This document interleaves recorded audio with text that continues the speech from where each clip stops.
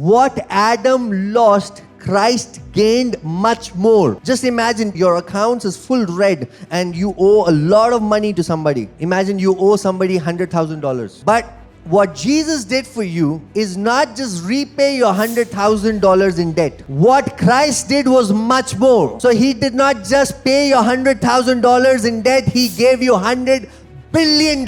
Unless you are not embarrassed by the blessings of God, you're not blessed. Any area of your life where you're not embarrassed by the goodness of God, you're not blessed. That means you can believe more. God is a lavish giver. I'm using the example of money because it resonates with us, but it's not just money, it's in every dimension of our life. Health, bodies, relationship, anything, emotions, any area of our life, we can be in abundance. And the Bible says the gospel is the power of God for salvation. Anything that God does through His word. और जो भी परमेश्वर करता है वो अपने वचन के द्वारा करता है. Amen. There's this book, I think his name is Gary Chapman. He wrote a book on 5 love languages. और एक किताब है जिसका नाम है 5 लव लैंग्वेजेस गैरी चैप्टन के द्वारा. And he basically says that everybody has a primary love language. और इसका मानना ये है कि हर किसी के पास 5 लैंग्वेज है जिससे वो प्रेम जताते हैं. But if I don't speak to you in your primary love language, even if I want to express that I love you, because I'm not speaking to you in your love language, you will not feel loved. और अगर मैं आपके मुख्य प्रेम की भाषा से बात ना करूं तो अगर मैं अपने आप को प्रेम जताऊं तो भी आपको वो प्रेम महसूस नहीं होगा. Similarly, the technology through which God works is His word. और उसी तरह परमेश्वर जिस प्रकार बात करता है वो उसका वचन है. God works is His word. और जिस तरह वो कार्य करता है वो परमेश्वर अपने वचन से कार्य करता है. If you can't understand the language of God's word, you will miss out on His work. अगर आप उसके वचन की भाषा को ना समझ पाएं तो आप उसके कार्य को खो देंगे. If you are from China and I speak Hindi and you don't know Hindi and I don't know Chinese, we are both at a loss. अगर आप चाइना से हैं और मैं हिंदी बोलता हूं, अगर हम एक दूसरे की बात को ना समझें तो हम उसको खो देंगे. Oftentimes we want God to speak to us in our language. और ज़्यादातर हम ये मानते हैं कि परमेश्वर हमें हमारी भाषा से बात करे. But the thing is, He cannot speak to us in the language of despair, in the language of hopelessness, in the language of depression. That's not how He talks. और परमेश्वर निराशा की भाषा में बात नहीं करता है. Amen. See, the word became flesh. और जो वचन है वो शरीर बना.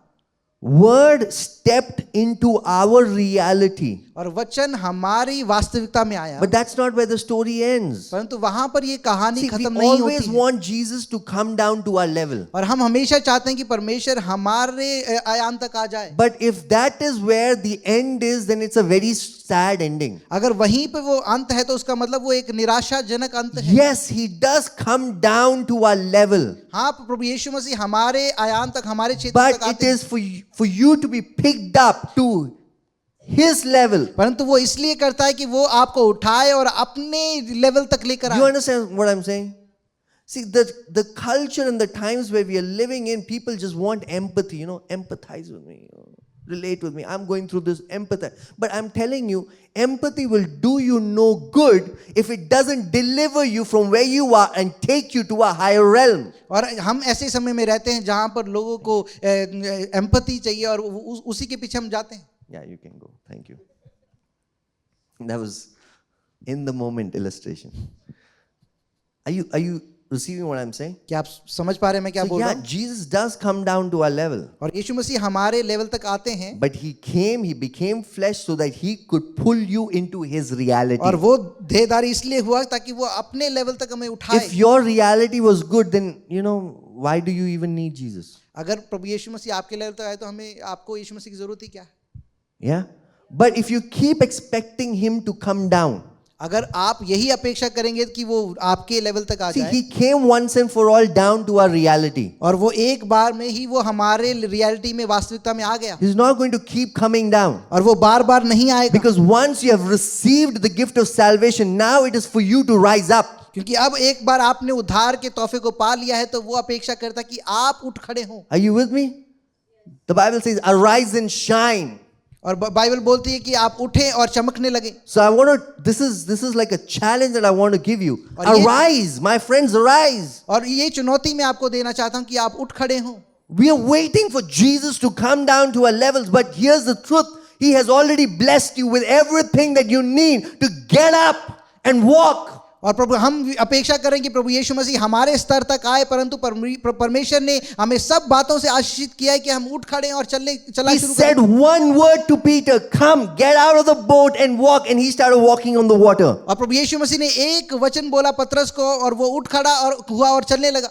He told the guy who was in the pool of Bethsaida for 38 years, and he said one word, get up and walk, and he started getting up and walking. और pool of बेथसदा में जो ये व्यक्ति है जो कई सालों से वहां पे पड़ा है, प्रभु यीशु मसीह ने एक वचन बोला और वो उठ खड़ा और But चलने the लगा। picture of Jesus that we have is like, he'll just come, he'll pet us, and he'll go, no. और हमारा जो चित्र है प्रभु यीशु मसीह के बारे में वो ये है कि वो आएगा और हमें सुहानुभूति देगा। His comfort will take you out of the pit. और उसका जो आराम है वो आपको आपके गड्ढे से निकाल देगा। But you need to be willing to get out of the pit. परंतु आपको ये इच्छा रखना है कि आप उससे निकलना चाहते हैं। Are you with me? If you become too comfortable, अगर आप बहुत आरामदायक महसूस कर रहे हैं, for some of us, our pit have become our comfort. और हमारे लिए कई लोगों के लिए हमारा जो गड्ढा है वही हमारा आराम का जगह बन Living गया। in debt has become comfortable. और कर्ज में रहना ही हमारे लिए आरामदायक हो गया। Living with that pain, hey, it's just a small pain. Yeah, I can deal with it. Has become a comfort. और वो छोटा सा दर्द आपके लिए आरामदायक स्थान बन गया है। Nudge somebody and say, get uncomfortable. और किसी को बोले कि और बोले आरामदायक ना बने, Get uncomfortable. आरामदायक ना रहें। You're not meant for this level. और आपको इस स्तर के लिए नहीं बुलाया गया है। It is God's desire that you are not always circumstance driven. और ये परमेश्वर की इच्छा है कि आप सिर्फ हमेशा परिस्थिति के अनुसार ना चले। God does not want you to be circumstance driven. और परमेश्वर ये नहीं चाहता कि आप परिस्थिति के अनुसार बहने When लगे। circumstances are good, you are happy. अगर परिस्थिति अच्छी है तो आप आनंदित हैं। Do you feel my heart? God's desire is for you to dominate your circumstances, not be circumstance driven. और परमेश्वर की इच्छा यह है कि आप परिस्थिति पर आप नियंत्रण रखें, परंतु अपने परिस्थिति के द्वारा बहने ना लगे। A lot of people let their day happen to them rather than them happening to their day. और बहुत सारे लोग दिन को बोलते हैं कि उस दिन के अनुसार वो चलते हैं, परंतु आप अपने अनुसार दिन को नहीं चलाते हैं।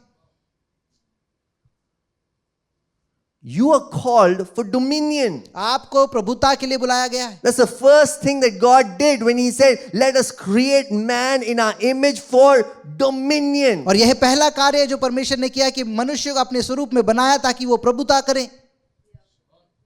You're created for dominion. आपको प्रभुता के लिए चुना गया है। But if you are comfortable with your pit, with your misery, nobody can help you. अगर आप अपनी परेशानी में, आप अपने गड्ढे में आप आरामदायक हैं तो कोई भी आपको वहां से नहीं निकाल Look at सकता। Jesus. He comes to this man who's been sick for the last 38 years. और इस यीशु मसीह को देखिए, ये व्यक्ति जो 38 साल से बीमार है And he's making an intention to get healed when the angel stirs up the pool. और ये कोशिश कर रहा है कि जब स्वर्गदूत आकर उस पानी को हिलाए तो वो चंगा हो पाए। But he can't even walk. There's nobody to help him out. So he's helpless. और वो चल भी नहीं पा रहा है, इसलिए वो उसके पास कोई इच्छा नहीं। But look at the insensitivity of Jesus. He comes to him and tells him, do you want to be healed? और यीशु मसीह को देखिए, वो आके पूछ रहा है कि तू चंगा होना चाहता है।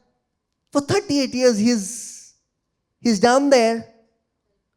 Doesn't he want to get healed? और 38 साल से वो कोशिश कर रहा है, क्या वो चंगा नहीं होना चाहता?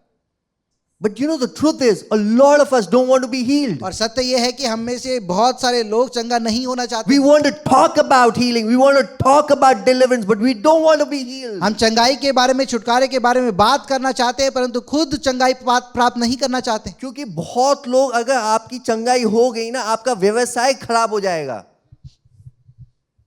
Because for him, his career was to sit there and beg and get food. He doesn't have to do anything. As long as he's sick, he's getting food in his mouth. और उसका व्यवसाय ये था कि वो वहां पर बैठे और भीख मांगे और उससे उसको भोजन मिलता था, उसको कुछ करने की जरूरत Because नहीं। once he gets healed, now he has to figure out how to live his life. और अब एक बार वो चंगा हो गया, अब उसको सोचने की जरूरत है अब मैं क्या करूं। The bread, the bread that you have, your salary is what limiting you from moving into the next level of glory that God has. आपका जो आय है, आपकी जो रोटी जो आपकी आय है, वो आपको सीमित करते हैं कि आप अपने जीवन के दूसरे स्तर पे जाएं। You want to pray, you want to believe God deliver me, but you don't really mean it because you are comfortable there. और There's आप no drive that takes you. और आप बोल रहे हैं कि परमेश्वर मुझे छुड़ा ले, परंतु सही मायने में आप वहां से नहीं छुड़ाए जाना So चाहते। yes, Jesus comes to your level, और प्रभु यीशु मसीह आपके स्तर तक आता है, but the first thing he asks is, do you want to be healed? परंतु पहली चीज जो प्रभु यीशु मसीह पूछता है कि क्या तू चंगा होना चाहता है। It's very important. और ये बहुत ही महत्वपूर्ण है।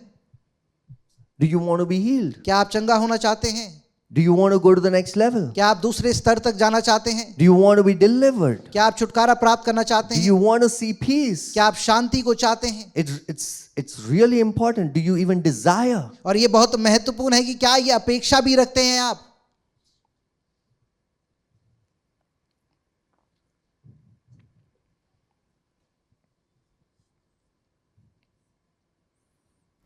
This is the gospel of grace, okay? Just wanna whack you from your sleepiness और ये अनुग्रह का सुसमाचार है, so that you'll get awake. और मैं आपको नींद से उठाना चाहता हूं ताकि आप उठ जाएं। Are you with me? क्या आप मेरे साथ हैं? God has so much for you.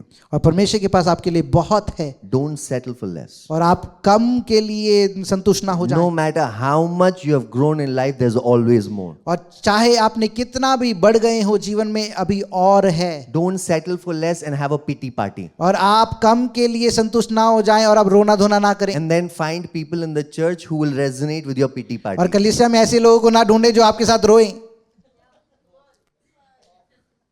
I hate such fellowships. और मैं ऐसी संगति से नफरत करता हूं।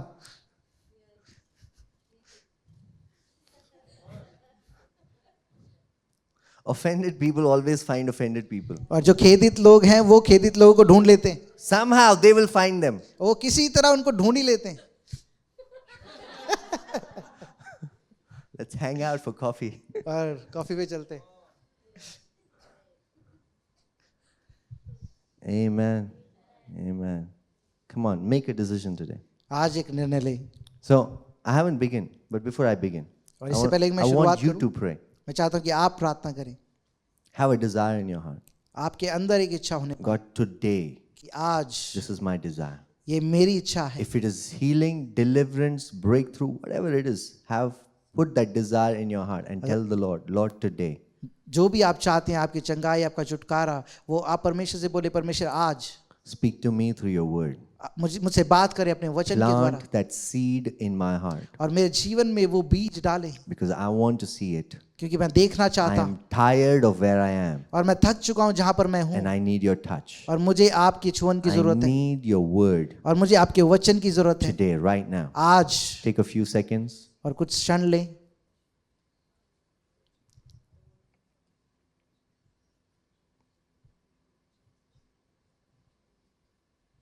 Amen. Shakabaseki. In Jesus' name we pray. Amen. Amen. Now, are you excited? Oh.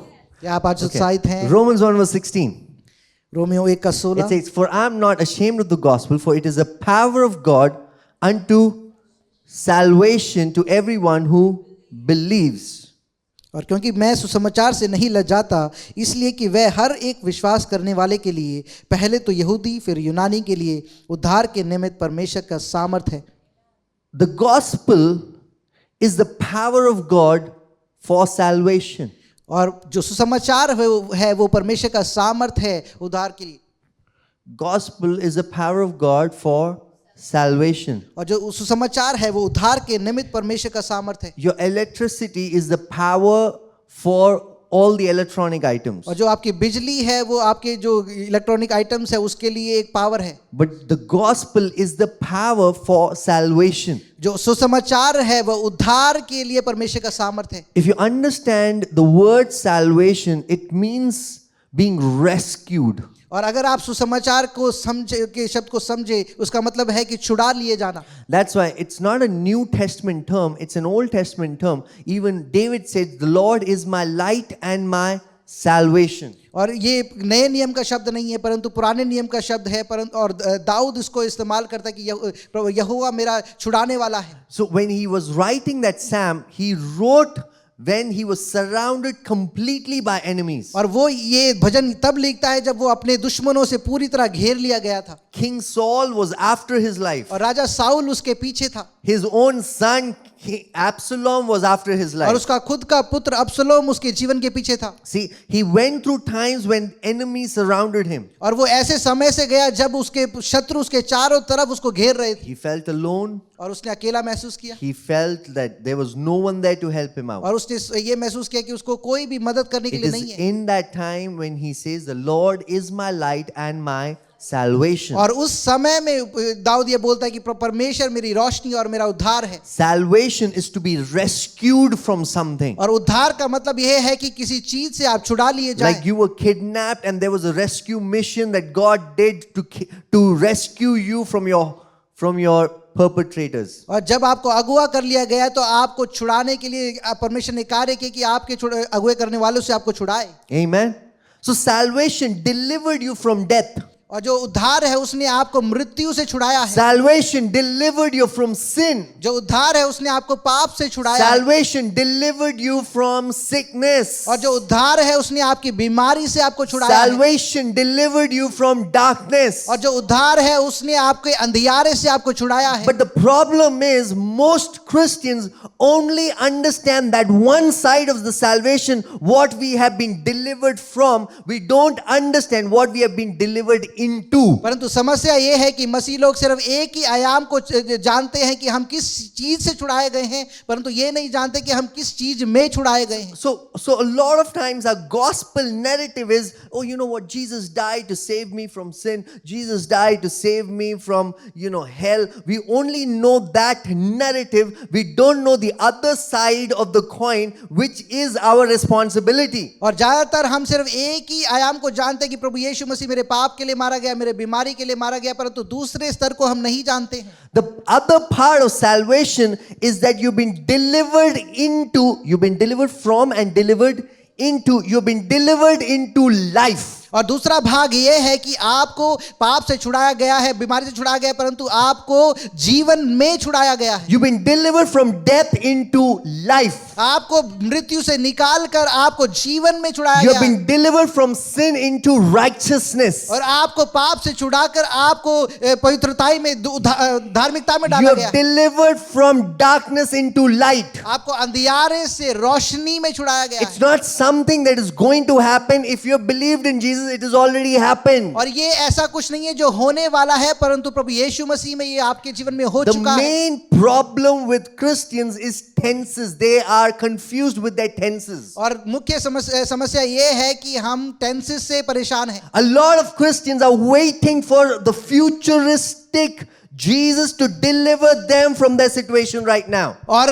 हमारी समस्या ये है कि हम भविष्य में आने वाले प्रभु यीशु मसीह का इंतजार करें कि वो हमें छुड़ाए। The gospel is not futuristic. और जो सुसमाचार है वो भविष्य के बारे The में नहीं है। gospel is it is finished, it is done. और सुसमाचार ये है कि वो खत्म हो चुका है और वो हो चुका है। You do not put faith in something that God is going to do. You put faith in something that God has done. और आप अपने विश्वास को उस बात पे नहीं डालते कि जो परमेश्वर करने वाला है, परंतु उस बात पे डालते जो परमेश्वर ने कर दिया है। Change your perspective of the futuristic gospel into the gospel that is done. अपने नजरिए को बदले कि भविष्य के सुसमाचार से आप इस बात में आए कि अभी जो सुसमाचार है वो हो चुका है। Amen. When did God put Adam in the garden? और परमेश्वर ने आदम को अदन की वाटिका में कब डाला? After he created everything. जब उसने सब कुछ बना दिया। After he created everything. और सब चीजों को बनाने के बाद। Okay? When did you come? और आप कब आए? After everything was created for you to live a life of dominion is when God released you. जब सब कुछ परमेश्वर ने आपके राज्य के लिए बना दिया तो तब परमेश्वर ने आपको बनाया और आपको प्रभुता के लिए रखा। God is not catching up. और परमेश्वर आपके समस्या के बाद आपको नहीं कैच He's कर not रहा है catching up with your mistakes. और आपकी गलतियों के बाद नहीं सोच रहा कि क्या He's करें not catching up with your choices that you make. और आपके चुनाव करने के बाद वो निर्णय नहीं ले रहा है Oops, I didn't consider that. अरे मुझे तो पता नहीं था ये भी करेगा He's not catching up. और वो ये कैच अप नहीं कर रहा है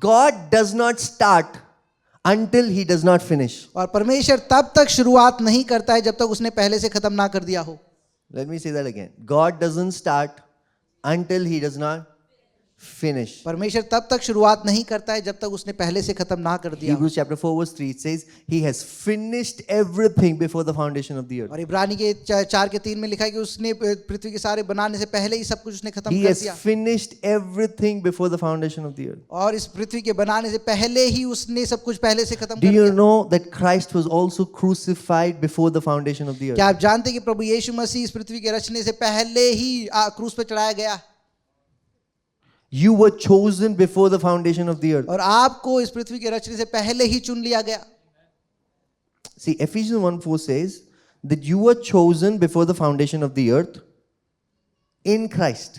और इफिसियों 1:3 कहता है कि आपको इस सृष्टि के रचने से पहले प्रभु यीशु मसीह में उसने चुन लिया Yeah, you're not chosen now. और आपको अभी नहीं चुना गया You were not chosen when you said yes to Jesus. और आपको तब नहीं चुना गया जब आपने प्रभु यीशु मसीह को हाँ बोला You said yes to Jesus because he chose you. आपने इसलिए हाँ बोला क्योंकि उसने आपको चुना See, you were chosen in Jesus before the foundation of the earth. और इस पृथ्वी के रचने से पहले ही उसने प्रभु यीशु मसीह में आपको चुन लिया So for you to be chosen in Jesus before the foundation of the earth, you need to be there before the foundation of the तो earth. अगर आपको चुना जाना है पृथ्वी के रचने से पहले तो आपको वहां पर होना भी जरूरी है Because how can God choose you before the foundation of the earth if you did not exist? तो अगर परमेश्वर आपको चुनना है पृथ्वी के रचने से पहले तो आपको वहां पर होना जरूरी है And for you to be chosen in Christ, Christ needs to exist. अगर आपको प्रभु यीशु मसीह में चुनना है तो यीशु मसीह का भी होना जरूरी है And for Christ to exist, that means everything that Christ has done should have been accomplished before the foundation of the और earth. प्रभु ये- Because that is what makes him Christ. और प्रभु यीशु मसीह का होना का मतलब ये है कि सब चीजें वो पहले से वहां पर होना चाहिए वही प्रभु यीशु मसीह को यीशु मसीह बनाता है You are worried about your tomorrow, where from God's perspective, it's already done. और आप अपने कल के लिए परेशान है परंतु परमेश्वर के नजरिए में वो पहले से हो चुका है That's why whatever you are believing for, you can only have faith for what you believe has been done for you. और आप उसी बात के लिए विश्वास कर सकते हैं जो बात आपके लिए पहले से कर दिया गया है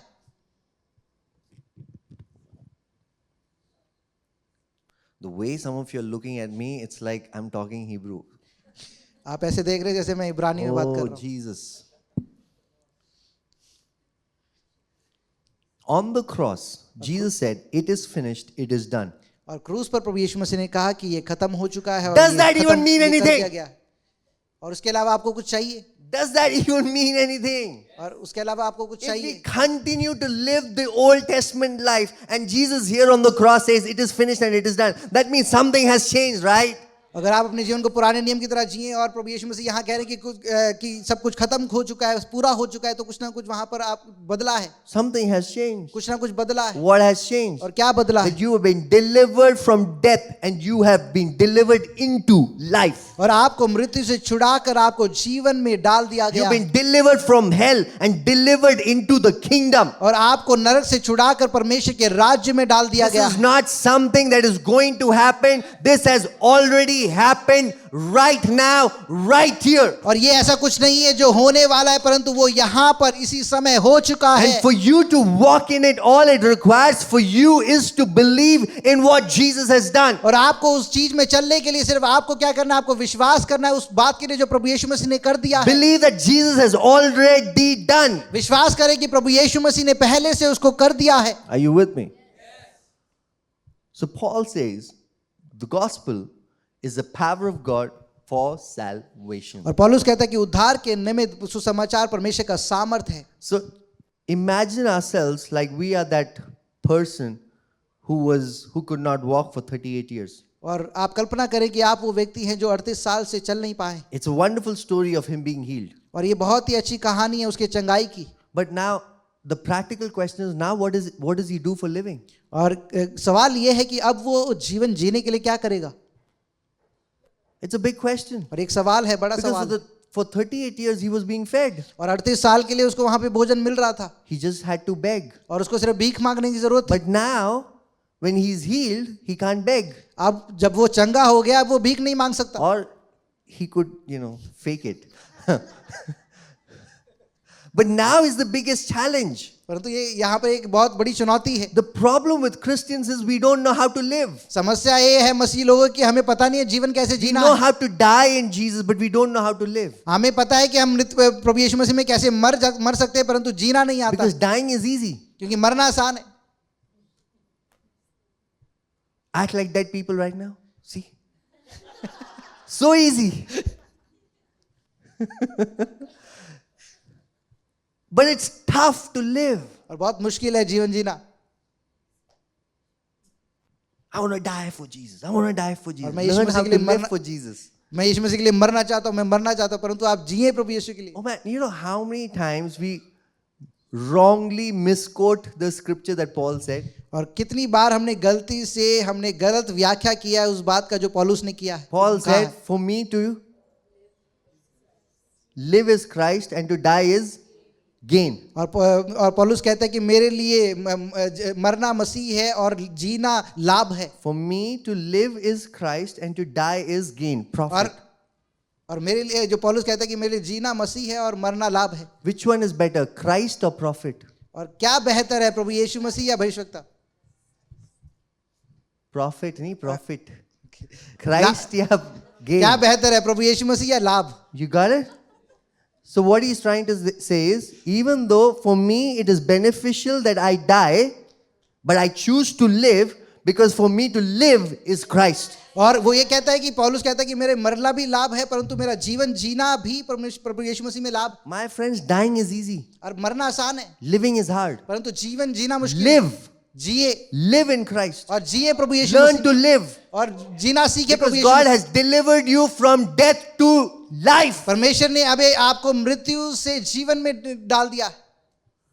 So most of our Christian life is like that 38-year-old, the man who was afflicted for 38 years. He's healed now, but now he does not know what to do. What career path should he choose? Oh man.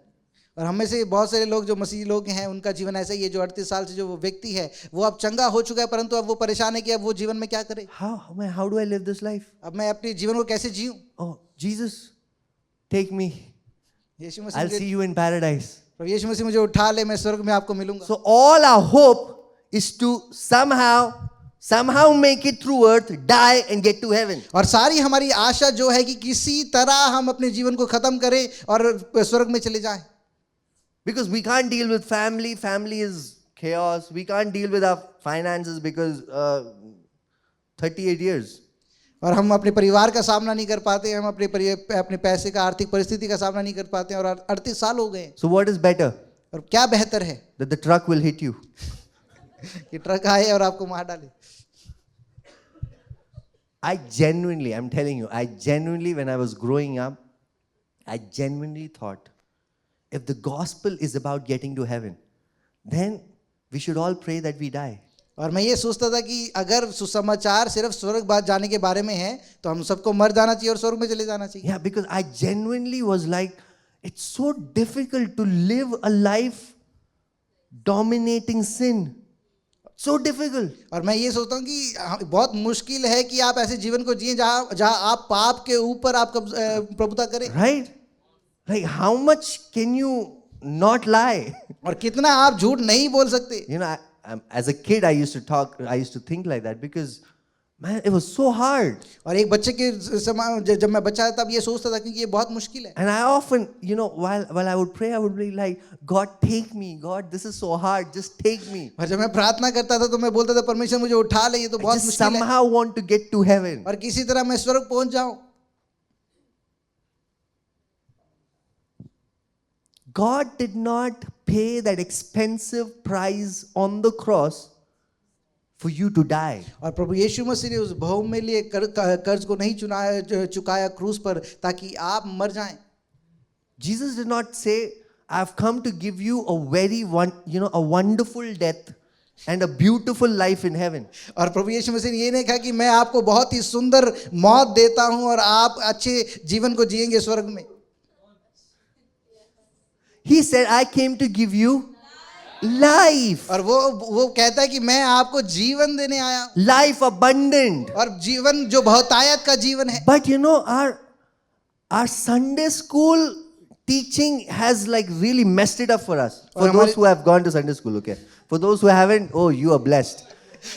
Our Sunday school teaching has messed it up because any time we see the word life, we assume it's being talked about heaven. और जो Sunday school की जो शिक्षा है उसने हमारे दिमाग को खराब कर दिया है कि है ना, जब भी हम जीवन के बारे में सोचते हैं हम स्वर्ग के बारे में सोचते हैं। Every time we see the word, the phrase, the kingdom of heaven or the kingdom of God, we assume it means heaven. Which heaven? After death. और हर बार हम स्वर्ग के बारे में सोचते हैं, हम ये बोलते हैं कि है ना, जो मृत्यु के बाद का जो जीवन है उसके बारे में सोचते हैं। I'm breaking the news, okay? Heaven is dimensional.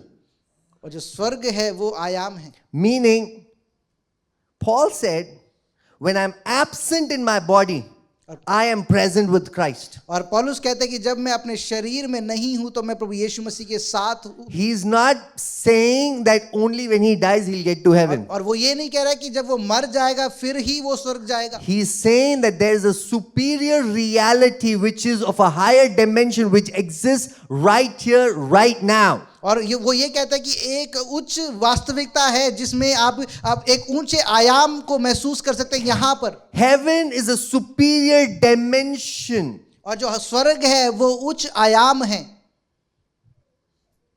Heaven does not exist after Mars. और जो स्वर्ग है वो मार्स के बाद नहीं आता है। Okay. Heaven is right here, right now. और स्वर्ग यहाँ पर है और अभी है। It's a superior dimension. और वो एक उच्च आयाम है। It is a superior reality. और ये उच्च वास्तविकता है। That's why even though your body is sitting here right now, in your spirit you are seated with Christ in heaven. और इसलिए इसके बावजूद कि आपका शरीर यहाँ पर बैठा है, आपका आत्मा प्रभु यीशु मसीह के साथ स्वर्ग में है। See, the deception of the enemy is that he has made us believe that there is no superior dimension and all that we have is the three-dimensional, the time, space and matter. और जो शत्रु है वो हमें भटकाता है कि वो उच्च आयाम नहीं है परंतु तीन ही आयाम है और आपको यही ये जीवन जीना है। And the reason why he deceives us into believing that there's no higher dimension is so that he can control us. और वो आपको भटकाता है इसलिए कि वहां पर कोई उच्च आयाम नहीं है ताकि वो आपको नियंत्रित करे। That's why when you read the Bible hardly talks about the physical dimension. It talks about the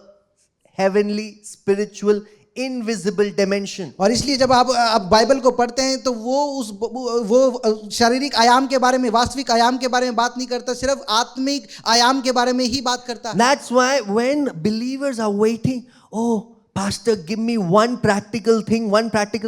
You can't find a practical thing from here. Nothing is practical. और जब आप बोलते हैं कि पास्टर मुझे एक प्रैक्टिकल चीज बताओ तो बाइबल में कुछ भी आपको प्रैक्टिकल नहीं मिलेगा। Let's talk about the practical thing. Moses parting Red Sea. और मूसा ने लाल समुद्र को दो भाग किया। आप ट्राई करो बाथरूम में, make it practical. आप इसको समझने के उसमें बनाएं। One army that is going to fight Rome, circles around the city 7 times. They're already tired.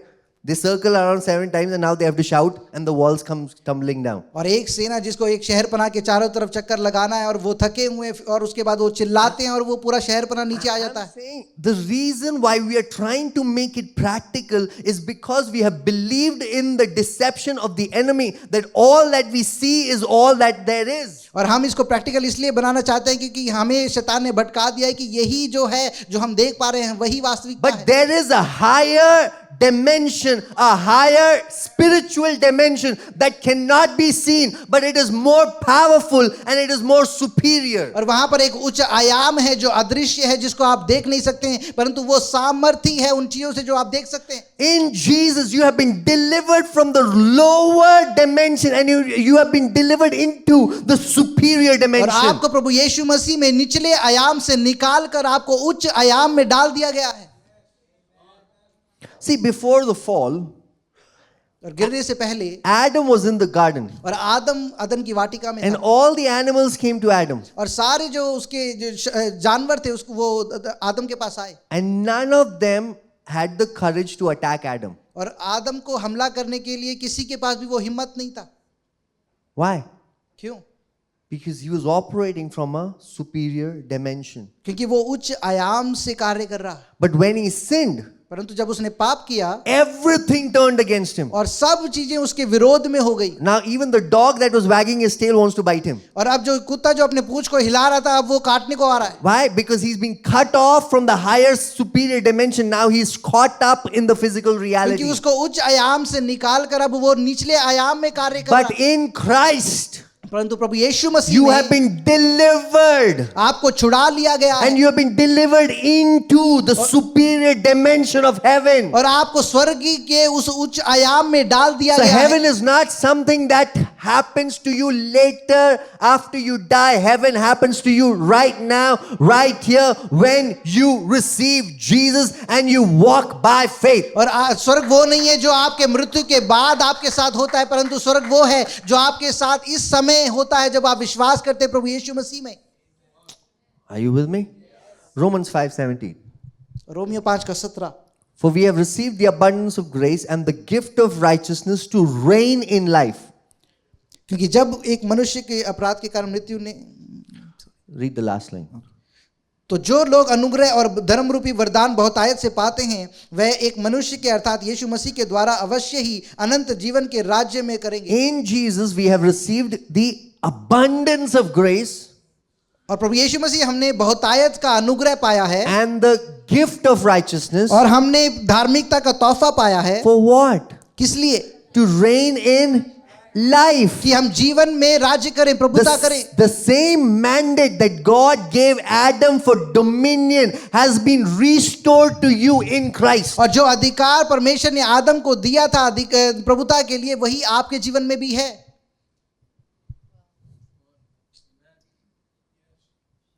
The mandate still remains the same. और वो अधिकार वो बुलाहट अभी भी वही है। When God created man, He created him for dominion. और जब परमेश्वर ने मनुष्य को बनाया परमेश्वर ने उसको प्रभुता के लिए बनाया। Dominion over everything. और प्रभुता सब चीजों के ऊपर। Say with me, dominion over everything. मेरे साथ बोले प्रभुता सब बातों के So ऊपर। because of the fall, when he lost that authority, now in Christ, you have been restored back to the authority for dominion. और गिरने के बाद जब हमने वो अधिकार खो दिया परंतु प्रभु यीशु मसीह में फिर से वो अधिकार हमें वापस मिला है प्रभुता के लिए। See this verse. Before it begins, the second statement, it says much more. और वहां पर लिखा है बहुतायत Say से। with me, much more. मेरे साथ बोले बहुतायत से। What Adam lost, Christ gained much more. जो आदम ने खो दिया प्रभु यीशु मसीह में प्रभु यीशु मसीह ने उसको बहुतायत से पाया। Meaning God did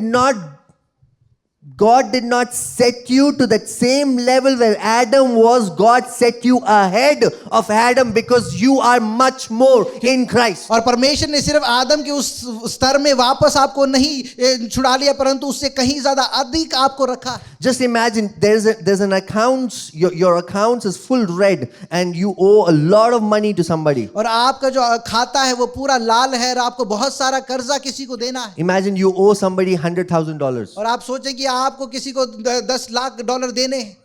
10 lakh, 1 lakh. 1 lakh. Okay, $100,000. It's a lot of money. और ये बहुत सारा पैसा है। But what Jesus did for you is not just repay your $100,000 in debt. और प्रभु यीशु मसीह ने सिर्फ ये नहीं किया कि आपके जो 1 लाख डॉलर का जो कर्जा है वो आपको चुकाया। What Christ did was much more. परंतु जो प्रभु यीशु मसीह ने किया है वो उससे कहीं ज्यादा Say with अधिक me, है। much more. मेरे साथ बोले अधिक So है। he did not just pay your $100,000 in debt, he gave you $100 billion. और उसने सिर्फ आपके 1 लाख डॉलर को कर्जा नहीं चुकाया परंतु आपको $100 बिलियन दिया है। Are you with me?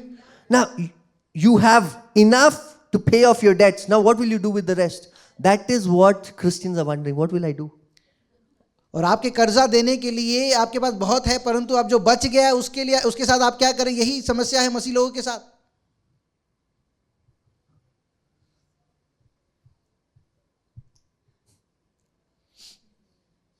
Unless you are not embarrassed by the blessings of God, you are not blessed. और जब तक आपको प्रभु यीशु मसीह के आशीषों से आप शर्मसार ना महसूस करें, आप आशीषित नहीं है। Any area of your life where you're not embarrassed by the goodness of God, और कोई भी आपके जीवन का क्षेत्र जहां आप परमेश्वर की भलाई से शर्मसार ना हो जाएं, you're not blessed. आप आशीषित नहीं है। That means you can believe more. इसका मतलब यह है कि अभी आप और विश्वास कर सकते हैं। Are you embarrassed by how much you have in your accounts? No? Anybody embarrassed? No? क्या यहाँ कोई है जो शर्मसार Not है? embarrassed because of the lack of it, embarrassed because of the abundance of it, that you don't want to tell anybody. आप कमी से शर्मसार नहीं है, परंतु बहुतायत से शर्मसार हैं कि आप किसी को बता नहीं पा रहे। God is a lavish giver. और परमेश्वर बहुतायत से देने वाला परमेश्वर है। I'm using the example of money because it resonates with us, but it's not just money, it's in every dimension of our life: health, bodies, relationship, anything, emotions, any area of our life, we can be in abundance. और मैं पैसों का उदाहरण इसलिए दे रहा हूँ कि वो हमें ज़्यादा समझ आता है, परंतु आपके जीवन के हर एक क्षेत्र में, आपके स्वास्थ्य में, आपके परिवार में, हर एक क्षेत्र में बहुतायत से परमेश्वर ने आपको And the दिया। Bible says the gospel is the power of God for salvation. और परमेश्वर कहता है कि जो सुसमाचार है वो उद्धार के निमित्त हमारा सामर्थ है। So don't just get satisfied from just knowing what you're delivered from. Learn what you're delivered into so that you can operate into what God has called you. और सिर्फ संतुष्ट ना हो जाएं कि आप ये जाने कि आपको किस चीज से निकाला गया है, परंतु सीखें कि आपको किस चीज में डाला गया है ताकि आप उस चीज में कार्य कर पाएं। Amen. Are you with me? So God has delivered you परमेश्वर ने आपको छुड़ा लिया है and has delivered into. और आपको परमेश्वर ने प्रभु यीशु मसीह में छुड़ाया है। Amen. Now, if you see the account of God, अगर आप परमेश्वर के खाते को देखें, especially Genesis chapter 1, और जब आप उत्पत्ति के पहले अध्याय में पढ़ते हैं, in the beginning God created heaven and the earth. और आदि में परमेश्वर ने पृथ्वी और स्वर्ग की रचना की। Isn't it wonderful that how the Bible introduces God is the God who creates? और जो परमेश्वर का जो इंट्रोडक्शन वो बाइबल करता है, वो ऐसा करता है कि जो परमेश्वर जो बनाता है। Isn't that right? God created the light, God created the fish, God created the animals, God created the birds. You see a God who creates. और आप ऐसे परमेश्वर को देखते हैं जो रचना करता है। See, I believe the highest revelation of God is to know Him as a Father. और सबसे बड़ा जो प्रकाशन है परमेश्वर का वो ये है कि आप परमेश्वर को एक पिता के There is स्वरूप no में जाने। doubt about it. और इसमें कोई शक नहीं है। But if you see the Bible introduces God as a creator. परंतु अगर आप बाइबल को देखें तो बाइबल परमेश्वर के बारे में ये बताता है कि वो रचना करने वाला परमेश्वर। Why? क्यों? Because in verse 26, when he says, "Let us create man in our own image," क्योंकि एक के 26 में ये लिखा है कि जब परमेश्वर ये बोलते हैं कि आए हम अपने स्वरूप में अपने मनुष्य को बनाएं, you are created in the same image of your creator. और आपको आपके रचना करने वाले के स्वरूप में बनाया गया है। What does the creator do? और रचना करने वाला क्या करता है? What should you do? आप क्या करें? That's why each and every one of us, we have the creative ability of God. और हम में से सभी के पास वो रचना करने वाला सामर्थ है परमेश्वर का। How do you take dominion? और कैसे आप प्रभुता लेते हैं? By using the power of creation. अपने रचना करने वाले सामर्थ का इस्तेमाल कर कर। Verse 28. 28वां वचन। And God blessed them. The first thing that Adam and Eve heard was blessing.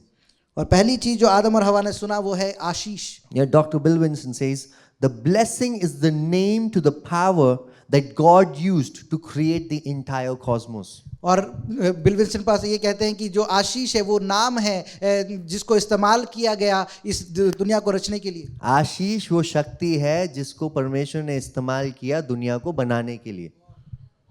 So the power that God used to create the cosmos, that power He gave you and he called it the blessing. और वो सामर्थ जो परमेश्वर ने इस सृष्टि को रचने के लिए इस्तेमाल किया, वो परमेश्वर ने आपको दिया, उसका वो है आशीष। And then he says, be fruitful, और फिर उसने कहा कि आप फलवंत हो multiply, और बढ़ने लगो, fill the earth, और पूरे दुनिया को भर दो subdue, और अधिकार रखो take dominion. और प्रभुता करो। So his mandate to mankind is to produce. और जो बुलाहट जो मनुष्य के लिए वो है कि वो क्रिया करे, रचना करे।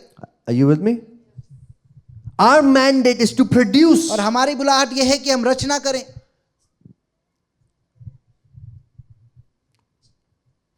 Poverty is not the absence of resources. Poverty is the absence of production. और जो गरीबी है वो आपके रिसोर्सेज की कमी की वजह से नहीं है, परंतु आप निर्मित नहीं कर रहे हैं, निर्माण नहीं कर रहे हैं, इसकी वजह से। Africa, the continent of Africa has many resources, a lot of resources, but is still poor because they haven't built the ability to produce. Now it's changing. और अफ्रीका में बहुत सारे स्रोत हैं, बहुत सारे रिसोर्सेज के स्रोत हैं, परंतु वो क्योंकि नहीं बना रहे हैं इसलिए वहां कमी है, परंतु अब वो शुरुआत कर रहे हैं। But look at the country like Singapore where they don't have resources but they produce. और आप सिंगापुर को देखें जिनके पास रिसोर्सेज नहीं है परंतु फिर भी वो निर्माण करते हैं। Because our mandate is to produce. क्योंकि हमारा जो बुलाहट वो है वो ये है कि हम निर्माण करें। See the difference between God's creative ability and our production, there's only one difference. और जो अंतर है कि परमेश्वर के जो बनाने वाला सामर्थ और हमारा निर्माण करने में, वहां पर सिर्फ एक ही अंतर है। That God gives the seed and we plant and bear fruit. और परमेश्वर हमें बीज देता है और हम उसको बोते हैं और फल लाते हैं। We don't create seeds. और हम बीज नहीं बनाते। We only plant what God has given and we bear fruit. और हम सिर्फ बोते हैं जो परमेश्वर ने हमें दिया और हम फल को देखते हैं। But even just because we can plant and bear fruit, we have the same creative ability that God has. और उस बीज को बोने से पहले हमारे अंदर वो सामर्थ है कि जो परमेश्वर के पास है। Are you with me? So all the raw materials God has given us and now we can produce from what God has given us. और सारे जो मटेरियल हमें चाहिए वो परमेश्वर ने हमें दे दिया है, अब उसको हम बो सकते हैं और हम फल को देख सकते हैं। Like God has not created any table and chair. और परमेश्वर ने टेबल और चेयर नहीं बनाया। Who created tables and chairs? किसने टेबल और चेयर But बनाया? God created trees from where the table and chairs came परंतु from. परमेश्वर ने पेड़ों को बनाया जहां से टेबल और चेयर आए हैं। Are you with me? So we as the image of God, we are called to create. और हम परमेश्वर के स्वरूप में इसलिए बुलाए गए हैं कि हम निर्माण करें। Create how? How do we create? और कैसे हम रचना करते हैं? Create from the raw materials that God has given और us. उन चीजों से जो परमेश्वर ने हमें दिया है हम निर्माण करें। And that is why one of our mandate, not one of the main mandate of mankind is to plant heavens on the earth. और इसलिए मनुष्य जाति का सबसे बड़ी बुलाहट ये है कि हम स्वर्ग को यहाँ पर बोएं। Isaiah 51 verse 16 says, I have put my words in your mouth so that you shall plant heavens and establish the foundations of the earth. और यशायाह की किताब में लिखा है कि मैंने अपने वचन को तुम्हारे मुंह में रखा है कि तुम स्वर्ग को यहाँ पर निर्माण करो। See, Adam was a farmer. और जो आदम है वो एक फार्मर था। Adam was a farmer. और आदम खेती करने वाला था। The garden that he was in was the Garden of Eden. और जो अदन की वाटिका जो गार्डन है वहां पर वो कार्य करता। Eden means pleasure. और अदन का मतलब है कि आनंद। He was not working for pleasure, he was working from pleasure. वो आनंद के लिए कार्य नहीं कर रहा था परंतु आनंद से कार्य कर रहा था। So Eden is symbolic of heaven's atmosphere being pulled down onto the earth. और अदन की वाटिका वो चित्र है जो स्वर्ग को दर्शाती है, जो स्वर्ग से नीचे लाया गया है। And Adam's mandate was to spread heaven's reality towards the entire earth. और जो आदम का बुलाहट ये था कि अदन की वाटिका की जो वास्तविकता है उसको पूरे दुनिया में फैलाए। Now Adam failed in his mandate. और जो आदम है वो अपने उस बुलाहट में उसने फेल कर दिया। But there came a man और वहां पर एक मनुष्य आया who started preaching something. और उसने चीजों को ठीक करना He शुरू said, किया। if you change your mind, the kingdom of God is near. और वो ये बोलता है कि अगर तुम अपने मन को बदल लो तो परमेश्वर का राज्य यहाँ पर Because है। the same mandate that was upon Adam, now the last Adam carries that. और जो बुलाहट आदम के जीवन में था वही जो आखिरी आदम है उसके जीवन में वो है। The mandate that Jesus had was not to take you into heaven, but the mandate that Jesus had was for you to bring heaven into earth. और यीशु मसीह की बुलाहट ये नहीं थी कि वो आपको स्वर्ग ले जाए परंतु स्वर्ग को नीचे लेकर आए। Because heaven is dimensional. Heaven is a reality. और जो स्वर्ग है वो उसमें आयाम है, वो एक वास्तविकता है। Just like hell is also another dimension and hell is also reality. और जो नरक है वो भी एक दूसरा आयाम है और वो भी एक वास्तविकता है। Now, I'm not saying if you die, you will just die and there's no hope of heaven. That is not what I'm saying. But what I'm trying to tell you is, as long as you're living here on earth, learn to live with Jesus, which becomes your heaven. और मैं ये नहीं बोल रहा हूं कि अगर आप मर जाएंगे तो आपके पास कोई आशा नहीं है स्वर्ग का, परंतु जब तक आप जीवित हैं, आप प्रभु यीशु मसीह के उस आशा में जीवित जी रहे। Are you with me? To push through, to see the reality of heaven. और आप धकेले कि आप स्वर्ग की वास्तविकता को देख पाए, Because hell is pushing back. क्योंकि जो नरक है वो भी आपको धकेल रहा है। That's the reality. Hell is pushing back. और जो नरक है वो भी आपको धकेल रहा That's है। why Jesus said, I shall build my church and the gates of hell shall not prevail. और यीशु मसीह कहते हैं कि मैं अपने कलीसिया को बनाऊंगा और जो नरक के फाटक उसके खिलाफ प्रबल नहीं होंगे। Does that mean that hell will not try to prevail? और क्या इसका मतलब यह है कि नरक कोशिश नहीं करेगा? The hell will try. और नरक कोशिश करेगा, Devil tries. और वहां पे कार्य But you need to push back, push through. परंतु आपको धकेलना है Push उसको, through. आपको धकेलना है That's उसको। why when we are on this earth, we will face challenges. और इसलिए जब हम इस पृथ्वी पर हैं तो हमें समस्याएं होंगी, We will face different issues and different problems that we face. और हम परिस्थितियों का सामना करेंगे जो हमारे सामने आते हैं। But the one that you have, परंतु जो आपके अंदर the है, power of resurrection that you have, जो पुनरुत्थान का सामर्थ the आपके power अंदर है of creation that you और have, निर्माण करने का सामर्थ जो आपके अंदर start है, using it to push back against the power of hell. और उसका इस्तेमाल करें कि आप नरक के सामर्थ को आप धकेल दे पीछे। Amen.